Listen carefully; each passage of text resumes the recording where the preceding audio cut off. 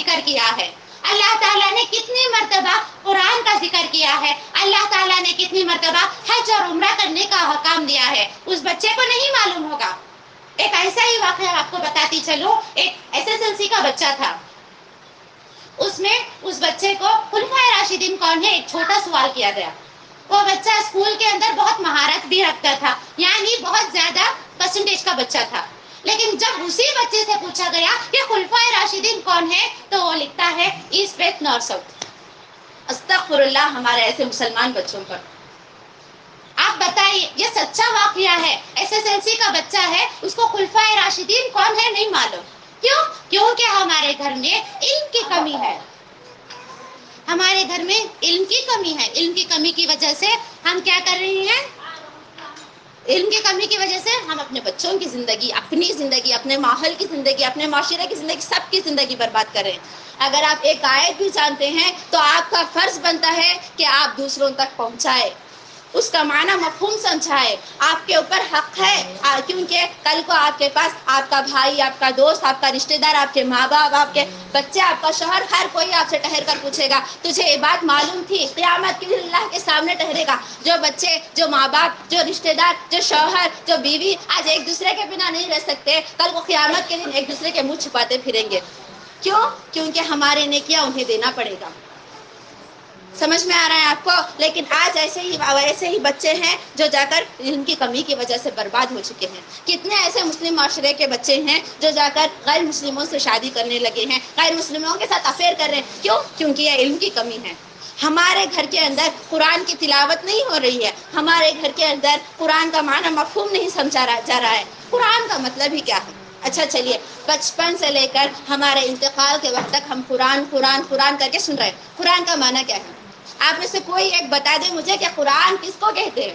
قرآن کا اصل معنی کیا ہے آپ مجھے بتا دیں تو میں انشاءاللہ آگے کتابوں میں چلیے بتائیے۔ حکمت والی کتاب قرآن تھی۔ کوئی ہے جو بتا سکتا ہے کہ قرآن کا اصل معنی کیا ہے؟ شرف دینے والی کتاب قرآن کا مطلب ہے بار بار پڑھنے والی۔ اگر دنیا کے اندر سب سے بڑی نعمت بار بار پڑھنے والی، تو وہ صرف اس چیز کو ہم کیا کر رہی اور رمضان آیا چلو ماشاء اللہ سبحان اللہ، ہر ایک کے گھر میں قرآن ایسا جگمگاتا ہے اور کمپٹیشن بھی چلتا ہے رمضان کے اندر، میں پڑھوں گی تو پڑھیں گے، میں پڑھوں گا تو پڑھوں گا، لیکن رمضان ختم قرآن بھی ختم اور مسجد سے آنا ہی ہے، مسلمان بھی ختم۔ سورۃ القدر کو کیا ہمارا اسلام ہمیں اس بات کی اجازت دے رہا ہے؟ بتائیے آپ سب۔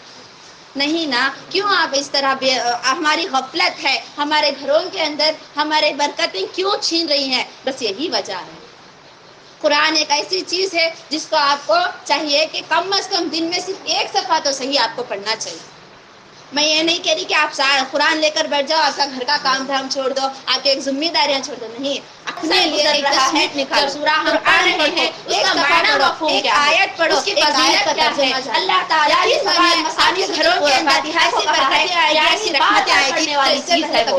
کیوں ہم پڑھ رہے ہیں؟ کیا مقصد ہے ہمارا؟ اللہ تعالیٰ نے کیوں ہمیں اس قرآن کیا ہے؟ لوگوں سے مخاطب ہو کے، یعنی آمنا سامنا یہی بات اگر ہم ہے نا اپنے بچے کو پوچھے کہ تکویر کی آیت نمبر 26 میں کیا فرمایا قرآن؟ تاج محل کہاں ہے؟ تاج محل کو کس نے بنایا اور کس سے لیے بنایا؟ تو ہر بچہ کہے گا تاج محل آگرہ میں ہے، اور کیا اگر ہم غور کریں گے تو واللہ کہہ رہی ہوں آپ قرآن کو آج ہی سے لے کر کہیں گے کہ سورۃ الفاتحہ کی کتنی آیتیں ہیں؟ یعنی لوگوں کو مجھ سے سورۃ البقرہ کی کتنی آیتیں ہیں؟ کہاں جاؤ گے؟ اللہ چیزوں میں کیا نازل کیا ہے؟ کس کے لیے نازل کیا ہے؟ اگر منہ موڑ کر جاؤ گے تو گمراہ ہو جاؤ گے، کئی لوگ فائر ہو جاؤ گے اور رسوائی کا سبب نہیں بنے گا۔ اور بچے تمہارے چاروں سے بڑے ہیں لیکن تمہارے لیے کوئی ٹھکانا نہیں، کچھ نہیں معلوم سوائے جہنم کے۔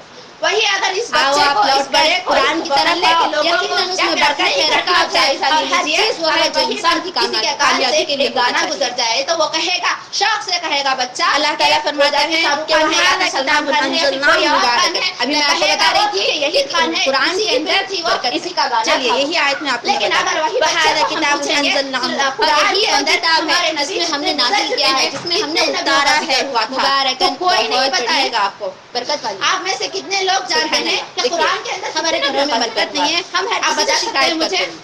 کیا شکایت کرتے ہیں ہمارے بولیے میں آپ سے سوال کر رہی ہوں کہاں سے قرآن کے اندر کتنے نبیوں کا ذکر تلاوت ہی کرنا چھوڑ دیا ہے. جب ہم نے اس کو اپنے نبیوں زندگی میں شامل کرنا چھوڑ دیا, جب ہم نے اس کو اپنے اوپر سے لے کر کسی اور کے معاملات کو ہمارے گھروں میں ایسا نہیں ہے, ہمارے گھروں میں برکتیں نہیں ہے, ہمارے گھروں میں رحمتیں نہیں ہے, ہمارے گھروں میں کسی اور کی نظر نہیں ہے, نظر کسی اور کی نہیں لگتی, ہم نے خود اپنے ہاتھوں سے اسے بند کر کے رکھ کے اپنی برکتوں کو اللہ قرآن کو کیا کرتے ہیں ہم کبھی کھول کر تعلیم حاصل کرنے کی کوشش نہیں کرتے.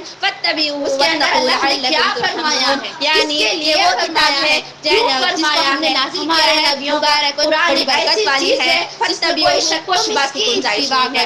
آپ چاہے دنیا کی کوئی بھی کتاب لے لیں, کوئی بھی مذہب لے لیں, کوئی بھی چیز لے لیں, اس میں ہر ایک کتاب کوئی نہ کوئی شک و شبہ آ جائے گی, کوئی نہ کوئی آپ کو شک و شبہ نظر آ جائے گا. لیکن قرآن کی کتاب ہے اس میں آپ کو کوئی ذرہ برابر کی کوئی چیز نظر نہیں آئے گی, تم پر رحم کیا جائے.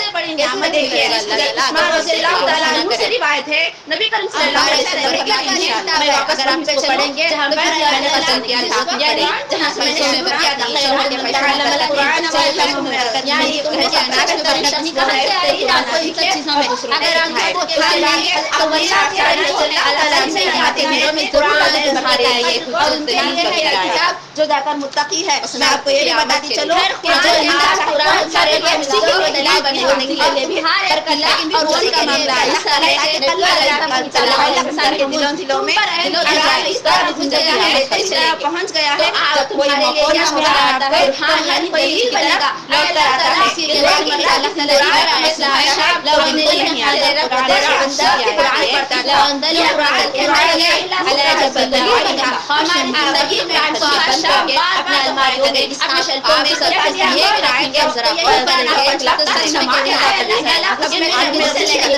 کی نماز ہے تب سے لے کر ہم نے اس قرآن کو ہمارے بچوں کو ہمارے گھر والوں کو اگر ہمارے قرآن کو اللہ تعالیٰ نے بیان کرتے ہیں, نبی کریم صلی اللہ علیہ وسلم نے فرمایا ہے قرآن کو اس پہاڑ سے پڑھا کرو.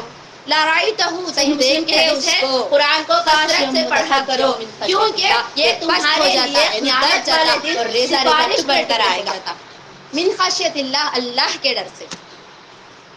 لیکن اسی قرآن اللہ اسی آیتوں کو اسی ہمارے لیے سفارش بنا نے ہمارے نبی پر نازل کی کہ یہ قرآن ہمارے حق میں اللہ تعالیٰ سے سفارش کرے گا. اسی امت کے لیے کتنی عظمت والی بات ہوگی ہم لوگوں کے لیے کہ یہ قرآن خود ہمارے لیے اللہ تعالیٰ سے سفارش کرے گا. لیکن ہمارے یہاں پہ معمول افسوس ہے, اس بچہ جب بولنے لگتا ہے تو اسے لا الہ الا اللہ بولنے کے بجائے کلمہ پڑھ کے پیچھے جانے کے بجائے چھوٹی چھوٹی سورتیں یاد دلانے کے بجائے ہم اپنے بچے کو ہمارے نبی پر نازل کیا یہ کتنے اشرف اور ہم خوش بھی ہوتے ہیں اس بات پہ رکھ کے ہمارے ایسے مسلمانوں پر مجھے جو انہیں بچوں کو قرآن کی آیتیں سکھانے کے بجائے ہمارا پورا حق بنانے کے بجائے قرآن کا ایک سکھانے کے بجائے ہم اپنے بچوں کی خواہش کے لیے ان کو اسکول میں ڈانسنگ سنگنگ کے لیے چھوڑتے ہیں. ان کی زندگی میں تو ہر چیز کی نمائش ہے.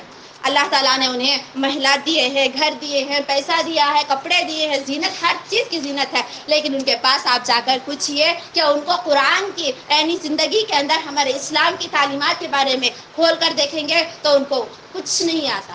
اگر میں نارمل اپنی اردو میں بولیں گے تو پیٹ چیرنے سے الف نہیں معلوم, ایسا ہی ہے بالکل واقعہ. کتنے ایسے عورتیں ہیں, کتنے ایسے مرد ہیں جو اپنی عمر کو پہنچ گئے ہیں لیکن قرآن کا ایک لفظ معنی مفہوم نہیں جانتے. اگر کوئی جانتا ہے تو اس کو عمل نہیں کرتا. اگر کوئی ایسا ہے, کیا بتاؤں میں آپ کو, آج ہمارے معاشرے کا ہے ہر ایک بھی ہسٹری میں آپ بچوں کو اٹھا کر پوچھیے, ایسا کوئی بھی ڈیفیکلٹ سوال آپ پوچھ لیجیے ہسٹری کے اندر, کیمسٹری کے اندر یا پھر